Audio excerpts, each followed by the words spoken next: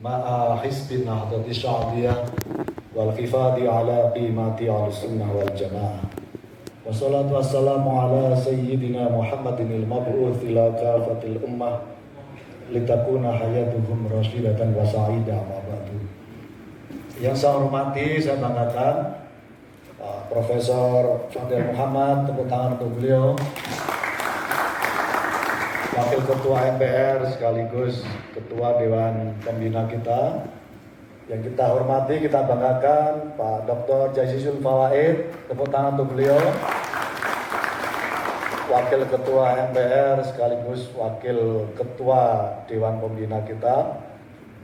Seluruh yang hadir yang saya hormati, saya banggakan, baik jajaran Dewan Pengawas, Dewan Pertimbangan, dan seterusnya, Dewan Pakar, pengurus harian di level wakil ketua, ketua-ketua, sekretaris, bidang, dan seterusnya. Tepuk tangan untuk Bapak Ibu sekalian.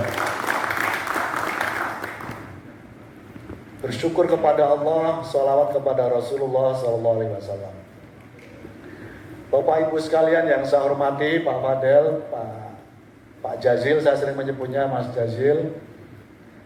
Saya ini periode yang kedua dari forum ini yang sudah berdiri 5 tahun yang lalu. Karena itu, atas nama kepemimpinan kepengurusan periode yang kedua, saya mengaturkan terima kasih yang tidak terhingga kepada seluruh pengurus pada periode yang pertama. Hadir secara Zoom seluruh bupati, wakil bupati, kepala-kepala daerah, ada beberapa gubernur juga hadir yang dulu menjabat sebagai pengurus yang pertama. Karena itu mohon doa restunya dari seluruh kepengurusan periode yang sebelumnya. Semoga periode yang kedua ini tahun 2021 sampai tahun 2025 memberi manfaat yang lebih besar dari periode yang telah ditinggalkan oleh Bapak Ibu sekalian. Bapak Ibu sekalian yang saya hormati, saya banggakan, tepatnya setelah seminggu Bapak Ibu sekalian memberikan kepercayaan kepada saya di dalam Munas, dalam pelaksanaan Munas Forkonas PPDOB pada bulan Januari yang lalu. Saya beserta beberapa teman menghadap kepada Wakil Presiden waktu itu, Pak Fadel, Mas Jazil. Saya laporkan kepada Kiai Haji Ma'ruf Amin selaku Dewan Pembina Otonomi Daerah. Saya laporkan kepada beliau, Pak Wapres, saya terpilih sebagai Ketua Umum Forkonas PPDOB. Ada beberapa isu yang perlu menjadi komitmen bersama-sama. Kami memahami terkait dengan kebijakan pemerintah pusat memberlakukan moratorium.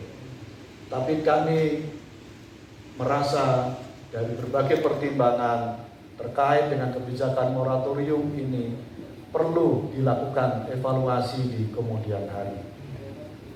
Saya usulkan pada beliau perlunya dicabut menjadi moratorium parsial untuk di masa-masa yang akan datang.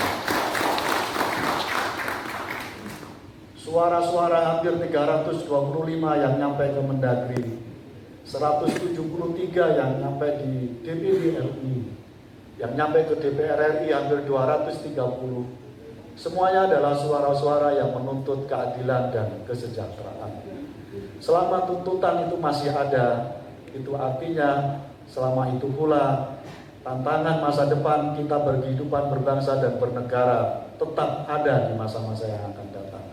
Karena itu yang paling realistis, yang paling mungkin untuk menangkap suara-suara itu adalah pemerintah dalam waktu secepat-cepatnya mengeluarkan kebijakan baru, apa yang kita sebut dengan moratorium parsial untuk beberapa daerah yang memang dimungkinkan dan secara objektif harus dimekarkan atau dibentuk baru demi kesejahteraan masyarakat kita di masa-masa yang akan datang.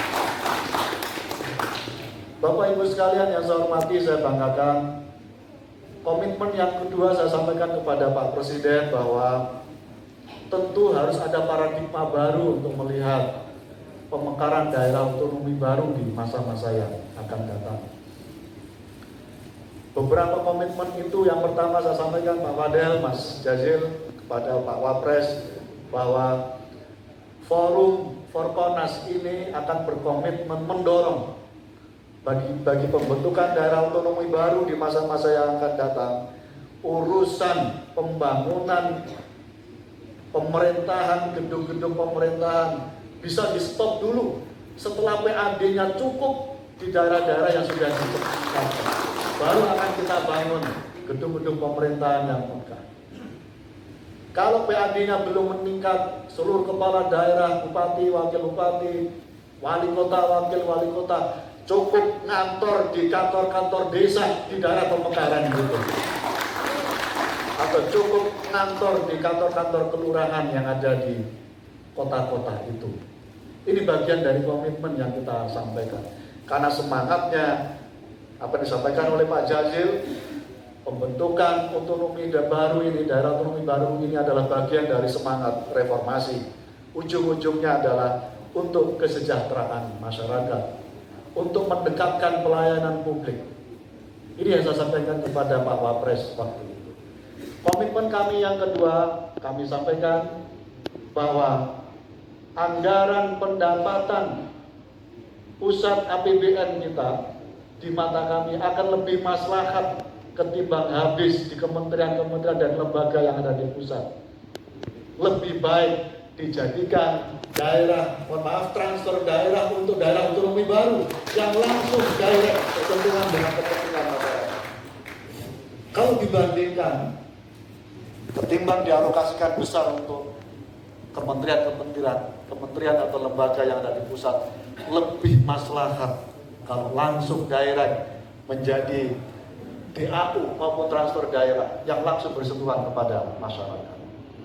Karena itu kita ingin di masa-masa yang akan datang negatif list terkait dengan pembentukan daerah otonomi yang selalu diasosiasikan, diasumsikan negatif. Melalui Forkonas ini akan kita kikis list negatif dari pembentukan daerah otonomi baru. Dan kita balik menjadi positif list bagi kesejahteraan masyarakat yang akan kita dorong untuk menjadi daerah otonomi baru. Ini yang kami sampaikan Pak Fadel, Mas Jazil kepada Pak Wapres. Komitmen kami yang ketiga menyangkut soal ini terkait dengan pembentukan daerah otonomi baru ini adalah kita akan jadikan Forkonas sebagai mitra strategis. Dalam hal ini adalah mitra strategis bagi wakil presiden dan bagi menteri dalam negeri sebagai sekretaris Dewan Pembina Otonomi Daerah. Kita ingin Forkonas ini ada leveling dalam keanggotaannya, membernya nanti. Bagi member yang sudah di daerahnya ada komitmen dari pemerintah induknya, kita akan prioritaskan dalam rangka percepatan pembangunan pembentukan daerah otonomi baru.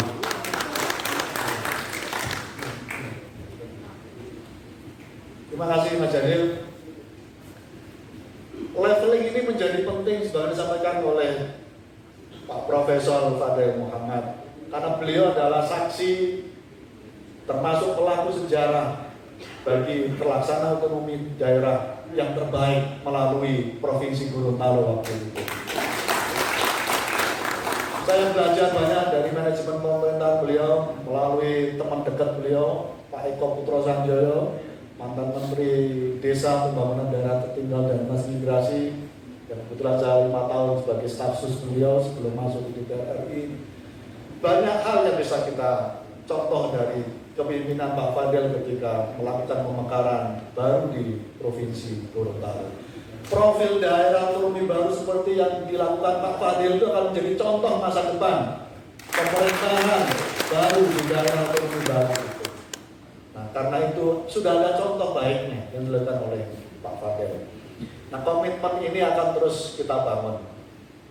Alhamdulillah Pak Wakil Presiden Pak Kiai Haji Ma'ruf Amin yang waktu itu membayangkan dengan kesulitan ekonomi, krisis ekonomi yang masih berpanjangan ini Pak Fadel, alhamdulillah terkait dengan tawaran moratorium yang sifatnya parsial, kira-kira bisa menjadi bagian dari konsensus nasional dengan cara kita yakinkan semua pihak,